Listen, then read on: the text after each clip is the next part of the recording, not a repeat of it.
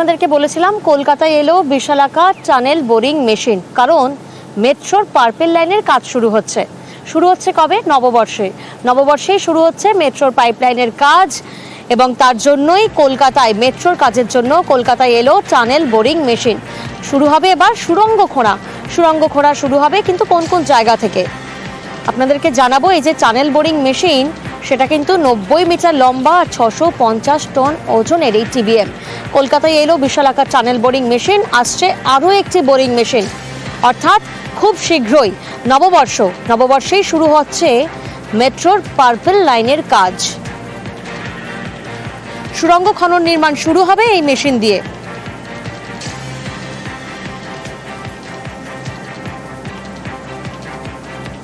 প্রায় 1700 কিলোমিটার পাড়ি দিয়ে তামিলনাড়ু থেকে কলকাতাতে এসে পৌঁছলো টানেল বোরিং মেশিন।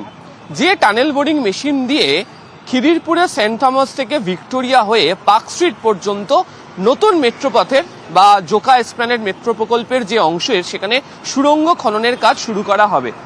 যে টানেল বোরিং মেশিন যেটি দেখতে পাওয়া যাচ্ছে এখানে রয়েছে, আনা হয়েছে নতুন, সেটি 90 মিটার লম্বা, 650 টন ওজন, এবং এই টানেল বোরিং মেশিন মাটির প্রায় 17 মিটার নিচে নামানো হবে। যে টানেল বোরিং মেশিন প্রত্যেক দিন 10 মিটার করে রিং বানানোর কাজ সেটা শুরু করবে, এবং সেই কাজ ক্রমাগত মনিটরিংও করা হবে। অপর একটি টানেল বোরিং মেশিনও আগামী কয়েকদিনের মধ্যে শহর কলকাতাতে এসে পৌঁছবে। যেহেতু দুটো টানেল বা সুড়ঙ্গ তৈরি করা হবে, সেটি এসে পৌঁছানোর পর দ্বিতীয় সুড়ঙ্গ খননের কাজ শুরু করা হবে। আপাতত যেটা দিন নির্ধারিত করা হচ্ছে, বাংলা নববর্ষেই পুজো করে খিদিরপুর সেন্ট থমাস থেকে ভিক্টোরিয়ার উদ্দেশ্যে মেট্রো সুড়ঙ্গ খননের জন্য এই বিশাল আকার টানেল বোরিং মেশিন তার যাত্রা শুরু করবে। ক্যামেরা সুব্রত জানার সাথে আবির ঘোষাল, নিউজ 18 বাংলা, কলকাতা। বিরলতম বম্বে গ্রুপের রক্ত, বিরলতম কারণ 1 লক্ষের মধ্যে একজন বাসিন্দার বা একজন মানুষের এই রক্ত হয়ে থাকে, ব্লাড গ্রুপ হয়ে থাকে। আর সেই ব্লাড গ্রুপ আমাদের রাজ্যেও রয়েছে। পাথর প্রতিমার শিবগঞ্জের বাসিন্দা সুধীরের। আসুন আজকে একবার সুধীরের সঙ্গে আপনাদের পরিচয় করায়, কারণ প্রচুর মানুষকে তিনি এই বিরলতম রক্ত ডোনেট করে তিনি প্রচুর মানুষের প্রাণ বাঁচিয়েছেন। আমাদের প্রতিনিধি বিশ্বজিৎ হালদার এই মুহূর্তে আমাদের সঙ্গে রয়েছেন। বিশ্বজিৎ, আমরা দেখলাম যে পাথর প্রতিমার শিবগঞ্জের বাসিন্দা সুধীর, তিনি বহু মানুষকে তার বিরলতম রক্ত দান করে তিনি প্রাণ বাঁচিয়েছেন। এমন চাই হুগলির বাসিন্দাকেও তো তিনি রক্তদান করেছেন। একটু পরিচয় জানতে চাইবো তোমার থেকে সুধীরের। হ্যাঁ দেখো, পশ্চিমবঙ্গের মধ্যে ভিআইপি বললেই বলা চলে এই সুধীর কুমার মান্না। একদম সাধারণ মানুষ, তিনি কিন্তু একটি মুদিখানার দোকান চালায়, কিন্তু বিশেষত তার যে রক্তের ব্লাড গ্রুপ যেটাকে বলা হচ্ছে বম্বে গ্রুপ OH পজিটিভ, এই রক্ত কিন্তু বিরলতম রক্ত। প্রায় 1 লক্ষেরও বেশি মানুষের মধ্যে একজনেরই হয়, এবং তিনি কিন্তু পশ্চিমবঙ্গে একজন ভিভিআইপি, এবং তিনি এই এখনো পর্যন্ত প্রায় 25 জনের মতো একদম রোগীকে কিন্তু তিনি রক্তদান করেছেন এবং তাদেরকে প্রাণ বাঁচিয়েছেন। একেবারে তিনি কিন্তু এই কাজটি করেন, কোনো টাকা পয়সার বিনিময়ে তিনি এটা করেন না, একদম স্ব ইচ্ছায় তিনি এই কাজটি করেন। এবং পশ্চিমবঙ্গের সমস্ত হাসপাতাল এবং ব্লাড ব্যাংকগুলিতে তার নাম কিন্তু নথিভুক্ত রয়েছে, এবং তিনি এই যে তার যে গ্রুপ, এই যে বম্বে গ্রুপ, সেটা কিন্তু 2009 সালে তিনি যখন প্রথম মানিকতলা ব্লাড ব্যাংকের যে তিনি রক্তদান করেছিলেন পাথর প্রতিমার একটি জায়গাতে, তারপর কিন্তু মানিকতলা ব্লাড ব্যাংকের তরফ থেকে কিন্তু এই রক্তের গ্রুপ যখন ধরা পড়লো, তখন কিন্তু এই সুধীর কুমার মান্নার কিন্তু খোঁজ শুরু হলো। তারপর দীর্ঘদিন পর এই সুধীর কুমার মান্নাকে কিন্তু খুঁজে পাওয়া যায়, এবং তারপর থেকে এখনো পর্যন্ত 25 জনকে তিনি এইভাবে একেবারে। বিশ্বজিৎ, 2007 সাল থেকে দেওয়া চলছে, এখন প্রায় 25 জনকে দেওয়া হয়েছে। আমি সরকারি ব্লাড ব্যাংক ছাড়া কোথাও দেইনি, সেন্ট্রাল ব্লাড ব্যাংকে দিচ্ছি, ওখান থেকে নিয়ে যাচ্ছি। না, এর জন্য কোনো টাকা নিইনি আমরা নট ফর সেল, আমি দানই করে যাচ্ছি। হ্যাঁ, ওরা সাম্মানিক টুকটাক হয়তো ফল টুল দিল, এইটুকুই। আর আমি দাবিও করি না যে পয়সা দিতে হবে। আমাদের ঊর্ধ্বতন কর্তৃপক্ষের কাছ থেকে খবর আসে যে এরকম একটা রোগী কলকাতার কোনো এক হসপিটালে ভর্তি আছে, তার জন্য রক্ত লাগবে। এটা হচ্ছে বম্বে ব্লাড গ্রুপ। এটা খুব ভেরি রেয়ার গ্রুপ।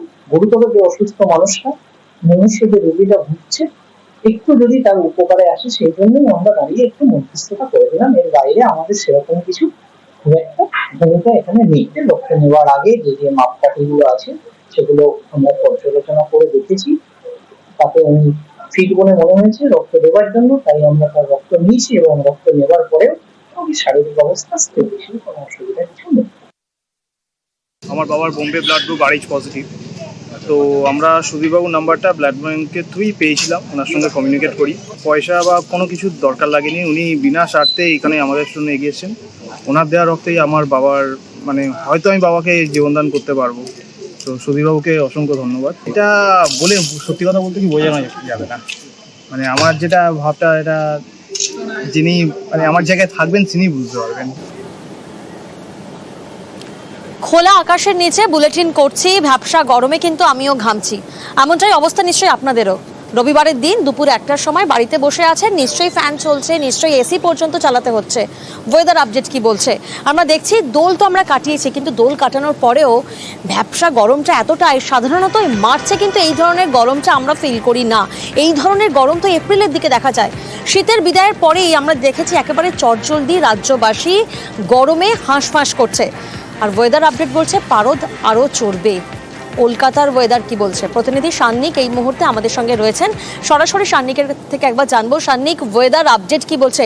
গোটা রাজ্যের এখন একটাই প্রশ্ন, কারণ যেভাবে মার্চের মধ্যেই হাঁসফাঁস পরিস্থিতি একেবারে।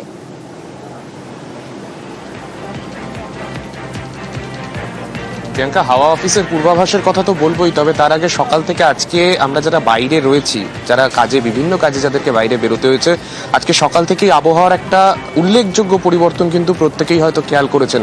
অন্তত শহর কলকাতা বা দক্ষিণবঙ্গের বিভিন্ন জেলাতেই আজকে প্রায় 2 ডিগ্রির কাছাকাছি তাপমাত্রা বৃদ্ধি পাওয়ার যে পূর্বাভাস ছিল হাওয়া অফিসের তরফে, সেটা যে একেবারে যারা বাইরে বেরোচ্ছেন তারা হাতে নাতে টের পাচ্ছেন সেটা কিন্তু বলাই যায়। কেননা যেরকম পরিস্থিতি আজকে সকাল থেকেই রয়েছে, আজকে সকালবেলা প্রায় 9টা থেকেই যেভাবে পারদ চড়তে শুরু করেছে, যেরকম ভাবে রোদের তেজ রয়েছে, তাতে কিন্তু যথেষ্ট অস্বস্তিকর গরম একটা রয়েছে। তার সঙ্গে অবশ্যই ঘাম অর্থাৎ বাতাসের আপেক্ষিক আর্দ্রতা, সেইটাও কিন্তু যথেষ্ট সমস্যা তৈরি করেছে। যেমনটা হাওয়া অফিসের তরফে পূর্বাভাস দেওয়া হয়েছিল যে পশ্চিমের সবকটি জেলায় তাপপ্রবাহের সতর্কতা থাকছে এবং 40-এর ওপর তাপমাত্রা চলে যেতে পারে সেক্ষেত্রে। এবং তার পাশাপাশি গাঙ্গেয় পশ্চিমবঙ্গের যে জেলাগুলো অর্থাৎ গঙ্গা নদীর পূর্ব এবং পশ্চিম পার বরাবর যে জেলাগুলো রয়েছে, সেই সমস্ত জেলাগুলোতে তাপপ্রবাহের মতো পরিস্থিতি না হলেও হট অ্যান্ড হিউমিড ডে হিসেবে এই দিনগুলোকে ধরা হচ্ছে। অর্থাৎ এর মধ্যে একটা অস্বস্তিকর গরম থাকবে, যারা বাইরে বেরোবেন প্রচণ্ড অস্বস্তি হবে ঘামের কারণে, এই বিষয়টা কিন্তু জানানো হয়েছিল। এবং এইটা চলবে আগামী বুধবার পর্যন্ত, প্রায় এই রকম পরিস্থিতি থাকবে তেমনটাই কিন্তু মনে করা হচ্ছে হাওয়া অফিসের তরফে। তারপরে কিছুটা হলেও স্বস্তি পাওয়া যেতে পারে, কেননা হালকা থেকে মাঝারি বৃষ্টিপাত দক্ষিণবঙ্গের বিভিন্ন জেলায় হতে পারে। অর্থাৎ সান্নিক, বুধবারের পর একটা আবহাওয়ার পরিবর্তন রয়েছে। বৃহস্পতিবার এবং শুক্রবার বৃষ্টির সম্ভাবনা। বোধহয় এই খবরটা শুনে রাজ্যবাসী একটু স্বস্তি পেলেন। আর এই মুহূর্তে একবার বাঁকুড়ার ছবিটা আপনাদেরকে দেখায়। বাঁকুড়া গরমে নাজেহাল পরিস্থিতি একেবারে বাঁকুড়াতে। গত 24 ঘন্টায় টেম্পারেচার একেবারে 40 ডিগ্রি ছুঁই। ভাবুন একবার, মিড মার্চেই একেবারে এই পরিস্থিতি। পুরুলিয়ার দিকে কি ছবি? পুরুলিয়া, সেখানেও তো তাপপ্রবাহের সতর্কতা রয়েছে। মাঝ মার্চেই গরমে হাঁসফাঁস পরিস্থিতি পুরুলিয়াতেও। সেখানেও গত 24 ঘন্টায় তাপমাত্রা ছিল 39 ডিগ্রিরও বেশি। আর বেলা বাড়তেই তো বাড়ছে গরমের দাপট। দক্ষিণবঙ্গে তীব্র গরমের সতর্কতা রয়েছে। পশ্চিমের 6 জেলায় তাপপ্রবাহের সতর্কতা। বাঁকুড়া, বীরভূম, পশ্চিম মেদিনীপুর, ঝাড়গ্রাম, পুরুলিয়া বিভিন্ন জায়গা থেকে রয়েছে। আর এই মুহূর্তে আপনাদেরকে আমরা বাঁকুড়ার ছবি দেখালাম এবং আপনাদেরকে পুরুলিয়ার ছবিও দেখালাম। আমাদের 2 প্রতিনিধি এই মুহূর্তে আমাদের সঙ্গে রয়েছেন। 2 প্রতিনিধির কাছে সরাসরি যাব। বাঁকুড়া থেকে আমাদের সঙ্গে রয়েছেন প্রিয়ব্রত এবং পুরুলিয়া থেকে আমাদের সঙ্গে রয়েছেন ইন্দ্রজিৎ। প্রথমে আমরা বাঁকুড়ার ছবিটা একবার জানার চেষ্টা করব। প্রিয়ব্রত, তুমি এই বাঁকুড়াতে রয়েছো, গতকাল সেখানে একেবারে 40 ডিগ্রি ছুঁই টেম্পারেচার। গরমকে কিভাবে মোকাবিলা করছে বাঁকুড়াবাসী?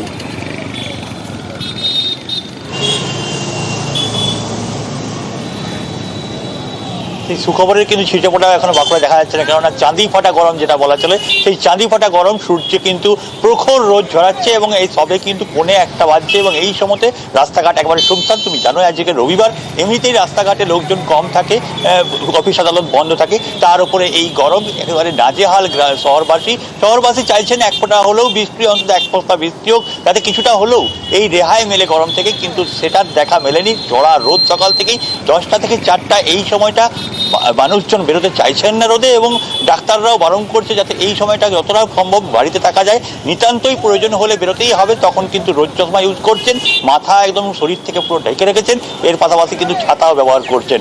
আর এভাবেই নিজেদেরকে সামলাচ্ছেন বাঁকুড়াবাসী, বুঝতেই পারছি। প্রিয়ব্রত, এই মুহূর্তে পুরুলিয়ার দিকে একবার নজর রাখবো। ইন্দ্রজিৎ আমাদের সঙ্গে রয়েছেন। ইন্দ্রজিৎ, আমাদেরকে প্রিয়ব্রত বললেন যে বাঁকুড়া দুপুর 1টা রবিবার, একেবারে শুনশান রাস্তাঘাটে মানুষজন নেই, কারণ একেবারে হাঁসফাঁস পরিস্থিতি, তীব্র গরমে নাজেহাল বাঁকুড়াবাসী। পুরুলিয়া থেকে একই ছবি, সেখানকার বাসিন্দারা কিভাবে এই গরমের সাথে লড়ছেন, মোকাবিলা করছেন। দেখো প্রিয়াঙ্কা, বাঁকুড়াতে প্রিয়ব্রত ঠিক যেমনটা বললো, ঠিক পুরুলিয়ার ক্ষেত্রে ছবিটা ঠিক একই রকম। তাপমাত্রা 40-এর ঘরের কাছাকাছি, এবং এই তাপমাত্রা যত বেলা বাড়ছে ততই বাড়ছে। এবং তুমি দেখছো, আমি জাতীয় সড়কের ধারে দাঁড়িয়ে আছি, সেখানে রাস্তা কার্যত ফাঁকা হয়ে আসছে, এবং সাধারণ মানুষ যারা, তারা এই তাপপ্রবাহের যে সতর্কতা রয়েছে যাতে অসুস্থ না হয়ে যায়, একেবারেই চড়া রোদ, এবং এই রোদে খুব প্রয়োজন ছাড়া বেরোচ্ছে না। যারা বেরোচ্ছে তারা সতর্কতামূলকভাবে বেরোচ্ছে, এবং তারা একেবারেই ছাতা মাথায় বেরোচ্ছে, সাদা কাপড় জড়িয়ে বেরোচ্ছে। তবে আমরা দেখছি যত বেলা বাড়ছে ততই রাস্তাঘাট ফাঁকা হয়ে আসছে। সকালের দিকে কাজকর্ম সেরে মানুষ ঘরের মধ্যেই থাকতে চাইছে। যেভাবে তাপমাত্রা দিনে দিনে বৃদ্ধি পাচ্ছে, তাতে যত বেলা বাড়ছে ততই সূর্যের তাপ বাড়ছে, এবং কার্যত আগুন ঝরছে বললেও কম হবে না। পুরুলিয়া বা বাঁকুড়ার ক্ষেত্রে যে তাপমাত্রা, সেই তাপমাত্রা বর্তমানে যা রয়েছে তাতে নাজেহাল পুরুলিয়ার মানুষ, একেবারে নাজেহাল পরিস্থিতি। বেলা বাড়তেই বাড়ছে গরমের দাপট। আর এই মুহূর্তে আমরা একবার ঝাড়গ্রামের দিকেও নজর রাখবো। বাঁকুড়া পুরুলিয়া ছবিটা আপনাদেরকে দেখালাম, যেখানে রাস্তাঘাট একেবারে শুনশান, আর তাপপ্রবাহের সতর্কতা কিন্তু ঝাড়গ্রামেও রয়েছে।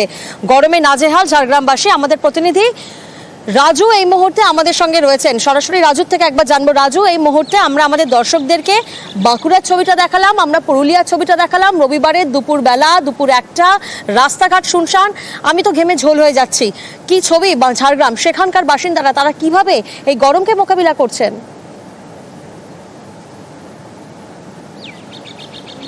দেখো, মূলত প্রথম বলে রাখি যে এই দুপুর 1টার সময় তাপমাত্রা রয়েছে 38 ডিগ্রি, আর যত বেলা বাড়বে তত তাপমাত্রা বাড়বে। আজ সর্বোচ্চ তাপমাত্রা রয়েছে 42 ডিগ্রি।